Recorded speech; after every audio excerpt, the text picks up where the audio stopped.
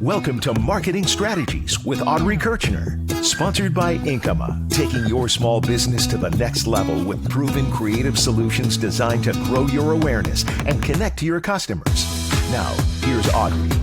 Hi there and welcome. I'm Audrey Kirchner, co-founder and chief marketing strategist here at Inkyma. Inkyma is a full-service marketing agency.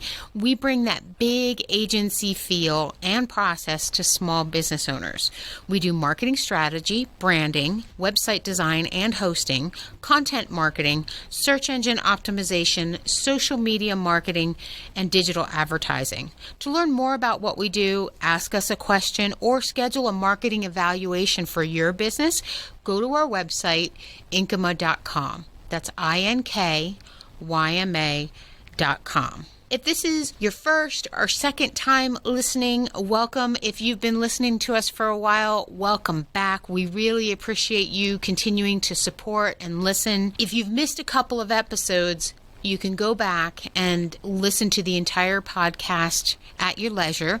We have it on the website, Podbean, Spotify, Amazon Music, and Audible. So this week, I'm talking about sales funnels and how they can help your business with lead generation. So pretty juicy topic here. I always get asked questions and we're always trying to figure out how do we get leads, how do we get people to find us. So I think this episode is going to be really impactful when it comes to figuring out how to get leads and what to do with them. So if your business sells high-priced, high-ticket products or service, or if you're what's considered a high-trust service or product category, it takes on average 6 to 8 touches, and a touch is an email, a conversation, a meeting, bumping into at the coffee shop. 6 to 8 touches for buyers to get comfortable and to choose your business. So when I'm having discussions with business owners with these certain types of businesses, they want a way to automate this 6 to 8, multi-touch process because it is time consuming. It's energy focused because you're trying to figure out what do I say? How do I keep in touch with people without being annoying? So they can maximize their time a little more. And my answer is always create an email sales funnel, automate it, get it out there. So what is an email sales funnel? Sometimes called a drip campaign. They're kind of interchangeable. It's a series of automated emails, meaning they go out at a specific time, one after the other consecutively, and their job is to trigger someone to perform a specific action. So they may interact with you, they may click on an ad, they may go to your website, and that's what gets them into the funnel. And then they get the series of emails that addresses their concerns and really asks them to take some sort of action. We're going to call that a call to action, a CTA. Now, unless you're a very commerce-driven business, e-commerce, in-person commerce, the funnel usually doesn't ask people to buy something directly, right? This is a getting to know you type of funnel. Warming people up, not saying buy right now.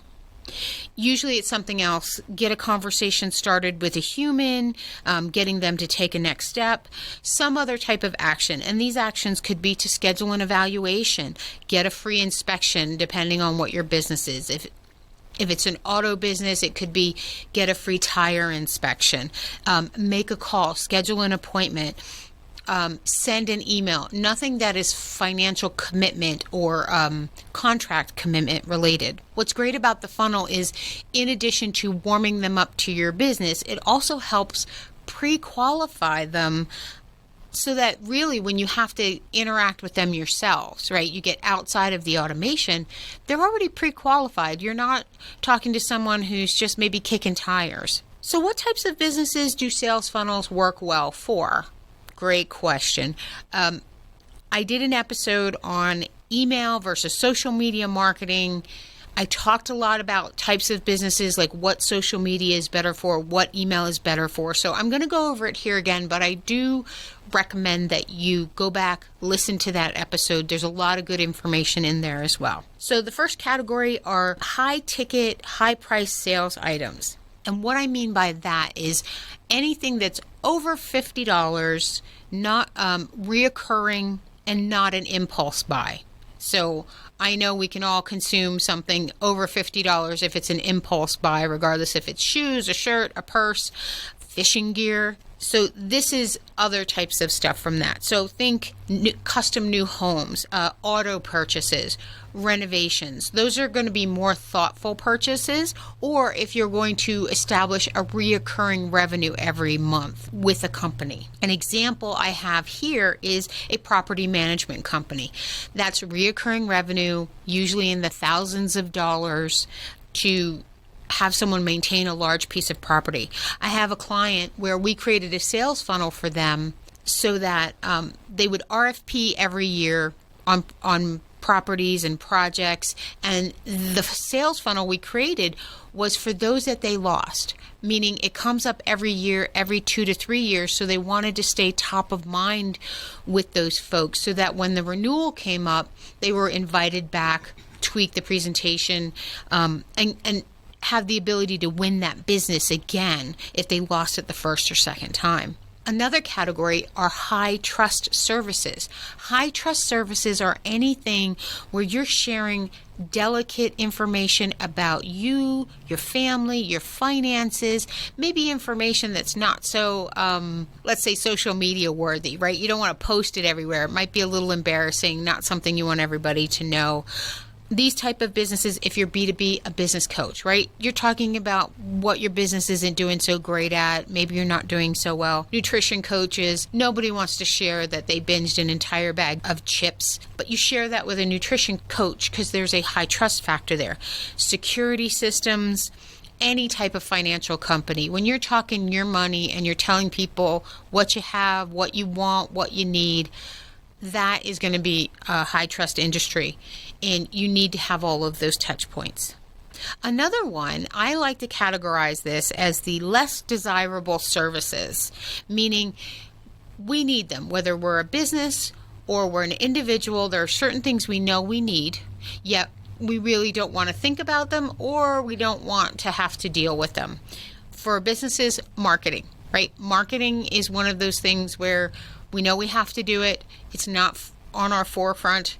It's not what gets us jazzed, unless you're me. Then it always gets me jazzed every day. Another one is legal services for businesses, right? You have to have contracts created. You have to have other legal things done. But it's not something that you relish doing all the time. Accounting and other financial services. So this fits into two buckets. It's high trust and not something people want to do all the time. So financial advisors, banks, accountants, and then all your insurance categories, whether it's business or personal, life insurance, auto insurance, homeowners insurance, business, workman's comp. Insurance is one of those categories where we just would prefer not to have to deal with it all the time or at all. And then the last one I'm going to share with you is businesses that have business development teams or sales teams.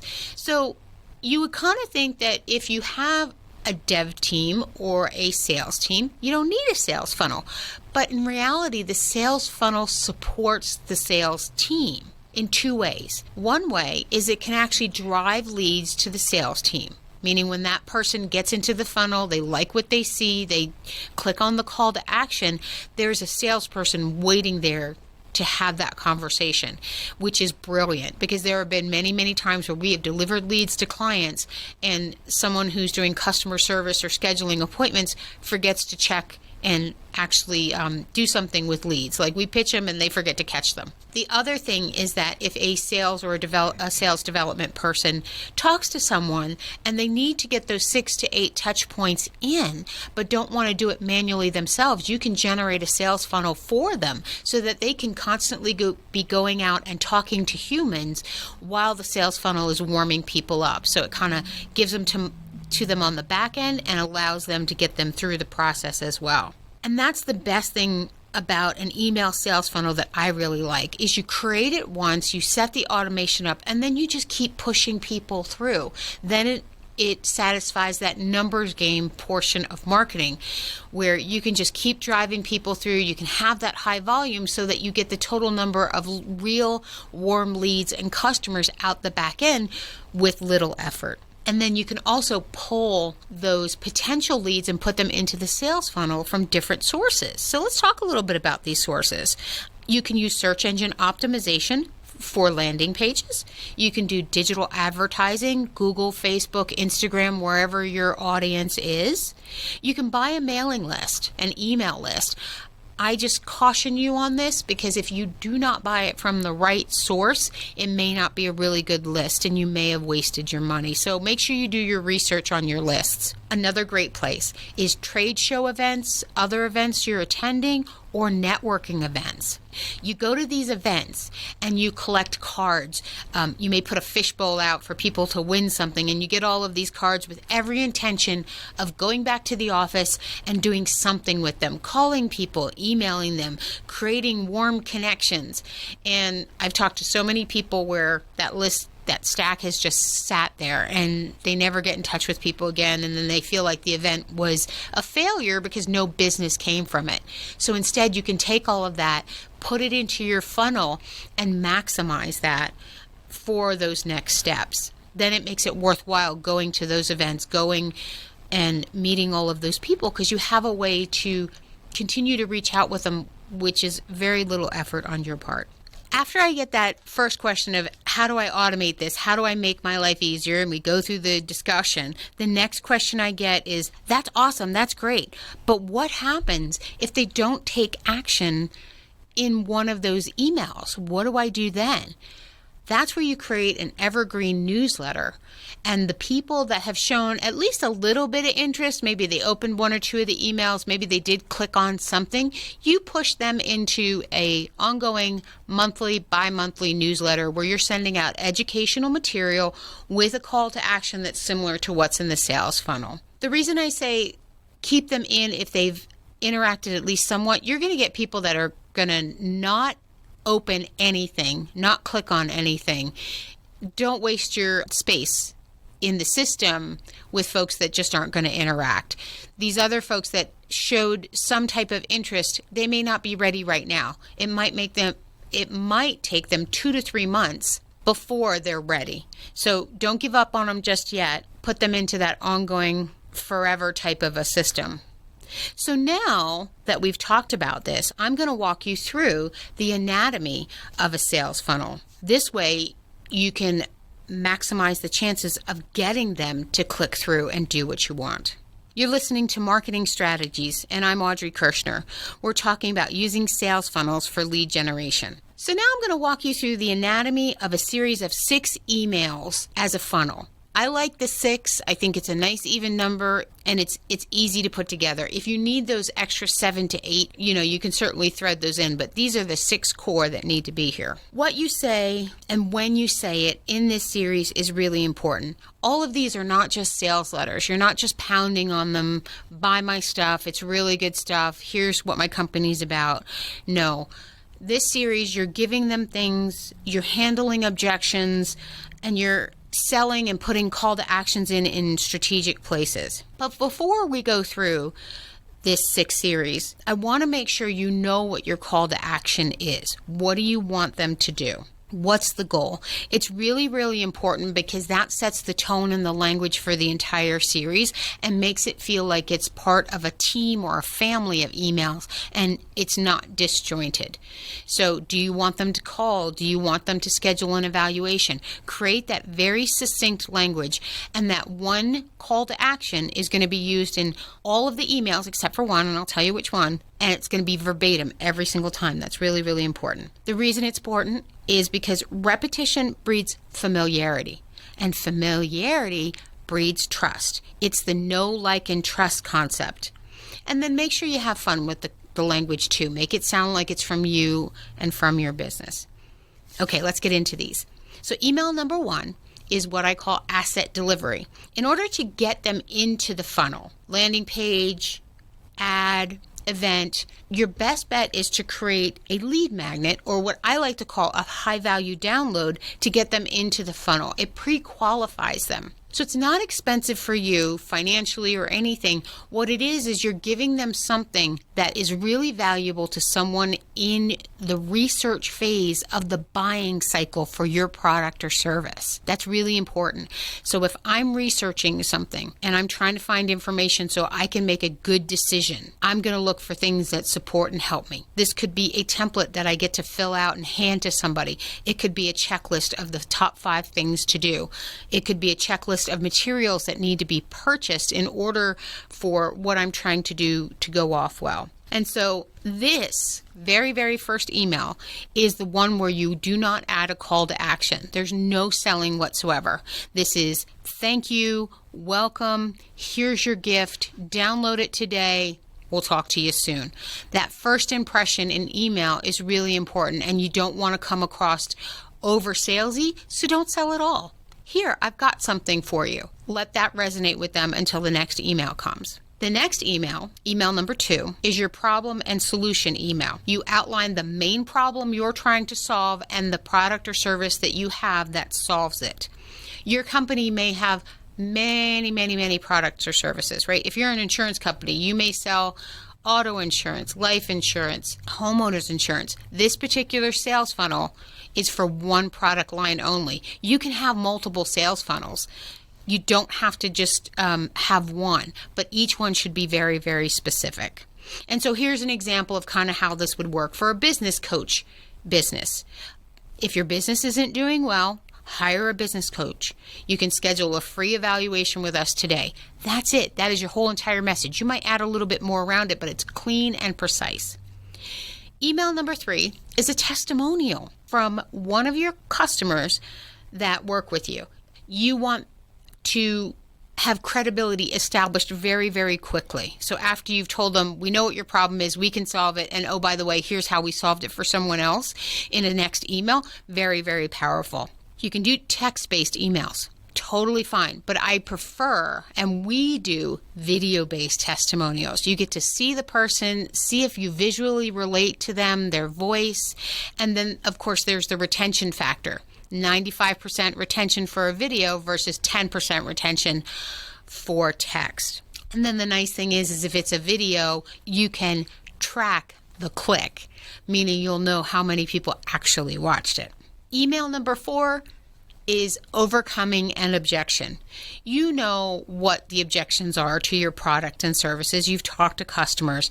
And my guess for 90% of the businesses out there, that objection either relates to time or it relates to cost. Things may be different for different industries, and if you have something very specific that's different, you should stick with that. But if you're searching for it, it's probably time or cost. In this email, you want to put that objection out there and then address it and talk about how you overcome it. And hopefully you do that with a process or a procedure that you've already baked in and have been doing for a very long time in your business, because that's going to distinguish you between your competitors. Acknowledge it and address it, and then you get to move on. Email number 5. This is my favorite email. It is the paradigm shift. You want to change the way that the lead is thinking about your product, your service, maybe your industry. So if they're having a pain point, you want to turn that into an asset. And then if it's expensive or time consuming, you want to really turn it around as an investment. Figure out what the ROI, the return on investment, is for that, and that's your paradigm shift. ROIs aren't just financial. You have ROIs for emotional, social, financial, and then time. You've got to figure out what those are. You probably pull them from the objection and pull it forward into a paradigm shift. An example of this, let's use a travel agency, right? So you're planning a vacation and, you don't get to vacation a lot. Maybe once a year, it's the trip of a lifetime. Why try to do it yourself? Why not get a travel agent so that when you actually go on the trip, you're staying at the type of place you want to stay. You're already pre-booked for all the events you want to do so that you have a magical, wonderful time. Don't do it yourself and then run the risk of not having a great vacation. Hire a professional. That's the paradigm shift, right? That's what you want people to think if you're going to hire, if you're a travel agent. It's like, listen, don't leave this up to chance, especially if it's really, really important to you. And I'm pretty sure vacations are really important to everybody. It's that time away from work. And so that's how you can kind of reframe it. It's not just someone booking a hotel for you. It's someone ensuring your experience. That's the return on the investment. So I love figuring out the paradigm shifts for all different types of businesses, especially if the lead is on the fence. If you do the paradigm shift the right way, basically what you've done is you're giving them the justification on the purchase to either themselves or if there's some other type of decision maker that they have to convince to do this. So in that instance of a travel agent, honey, we need to hire a travel agent. We want this wonderful, great vacation to Hawaii. Let's make sure we're staying at a really great hotel and that all of our excursions are booked and that we're with the right companies. This travel agent can do that for us. They can give us this wonderful, great experience. You've just given them the language to justify it. And that's why I love the paradigm shift so much. The last email in this particular series, and it should always be the last email regardless of how many you're sending, is the sales letter, that traditional sales letter. Many salespeople, they start with this one. We end with it because it's the very last one. If we've done our jobs the right way, we have built trust, conversation along the way. We've given a lot of helpful information. We've helped them justify the purchase. Now let's finish the sale. So you want to recap benefits, recap that paradigm shift, and then make sure you absolutely include the call to action, not just once, twice, maybe even 3 times. This is a traditional sales letter. You're going to be selling. In the other emails, you're giving explanation, reason, support with a call to action. Now this is about selling and the call to action. And then I want you to end it with a postscript, right? Sign it, P.S. Put in a time-limited offer that they will only get because they've been in the funnel. It could be, take this action within the next 48 hours and we'll give you a month's free supply of something, or you'll get a free oil change. Or if you're the travel agent, we're going to give you a free excursion on us. The time frame needs to be set so it's relative to your business. Some sales cycles are really long, so 2 days isn't the right amount of time. Maybe it's a week. Others are shorter. So you'll have to gauge what that is. But the point is you want to create a sense of urgency. We've gotten them all through this, and this is like the final kick. It's like, and if you do this right now, you're going to even get something else from us. So that's the funnel. Let's talk a little bit about writing and timing. So timing, how often do these get sent out? My general rule of thumb is that 3 days apart. So number 1 goes out, then 3 days later, 2, 3, 4, 5, and 6. Now you're going to know your specific industry better. And when I sit down and talk to a client, I learn their industry and I can adjust that time. So go with your gut. If you feel like 3 days is too much to hear from you, go 4, go 5. Whatever works for your industry, that's what you want to do. And then let's talk a little bit about writing and language. Keep it clear, first and foremost. It doesn't have to be exciting. It doesn't have to be noteworthy. What it needs to be is clear first. You need them to get what you're trying to say. Then you can keep it light and conversational. Don't make the majority of your content salesy. Like emails 1 through 5, you've got call to actions in there. You don't need to sell inside of the paragraphs as well. 6, you can sell a little bit more, but keep it clear, keep it light, conversational, not too salesy. Also, don't try to write War and Peace inside each of these emails. Less is more. Keep it short, sweet, clear, impactful. Keep it scannable. Don't create big blocks of paragraphs that people have to read through. You can, my grammar teacher is probably like, oh no, but make it scannable. Couple sentences, and then if there's something that you really want people to hit on, make it a sentence by itself. It will not be grammatically correct, but it will be easy to read, and what we want is for them to get the concept and the information in the way that we're reading online these days. And then save that novel for the blog. As I mentioned earlier, but I want to reiterate here, is that email number 1 is the only email that does not have your call to action in it. Every other email should have it, and it should be by itself, very clear, with a nice big button. And like I said, in email 6, put it in 2 or 3 times along with that limited time offer. The other thing that you're going to need, in addition to what we've talked about, is you're going to need an email system. They're sometimes called CRMs, customer relationship management systems. That's how all the automation actually gets done. We are a certified MailChimp partner. So when a client comes to us and they've got nothing, we use MailChimp. We just really like it. It's easy. It's what we know. The other two systems that we will use is either Constant Contact or Salesforce.com has their own system. So if a client comes to us with one of those two systems, we will use those. Those are the top three that we know, that we like. There's probably others out there, but for a fact, I know those three will absolutely do everything that we have talked about here today, the automated sales funnel system. So hopefully you're excited to do sales funnels, and all of this information is great, it's wonderful, but it's useless unless you do something with it. So now I want you to take some action, and let's walk through the next couple of steps that I want you to take. First, pick that goal. What product or service and audience are you targeting? Just one, right? One per sales funnel. And what do you want them to do? What's that call to action? Get that down first and foremost. Second, how are you going to get them into the funnel? Map that out. Are you going to need landing pages? Are you going to buy an email list? Do you have an existing email list that you've been just looking at and going, what do I do with this? Now we know what to do with it. Social media posts, events, and make sure you create that lead magnet that qualifies them to be in your funnel. We don't want people in there that have no business being in there.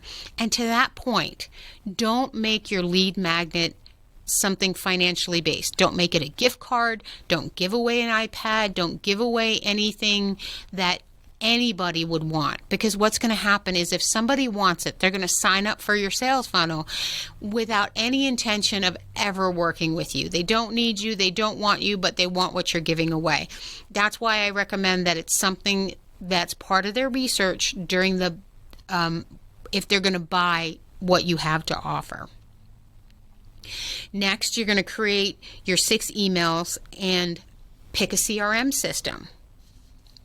The CRM systems have learning curves. They are designed for people who are not tech savvy, who are not technically inclined, but they still have a learning curve. You've got to figure it out. It's going to take time.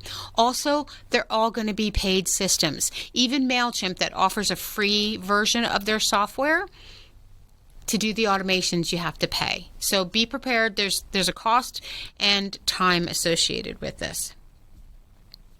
So this is a lot, right? Ads, landing pages, CRM systems, emails that have to be written, images that have to be put in there. It's all really doable for some business owner if you want to DIY it. The real question that you have to ask yourself is, do you have the time to learn how to do this the right way? Because you don't want to do it, spend all this time and money, and then it not be effective and not work. That's just frustrating. You got to do it the right way. So if you don't have the time, this is why you would hire a marketing agency to do this on your behalf. Companies like the one that I own will do all the writing, set everything up, they'll monitor it, they'll make sure people are getting pushed through, they'll test it, and that frees up your time to do other things. So if this feels too daunting for you, then where you spend your time is to hire that agency to do it on your behalf.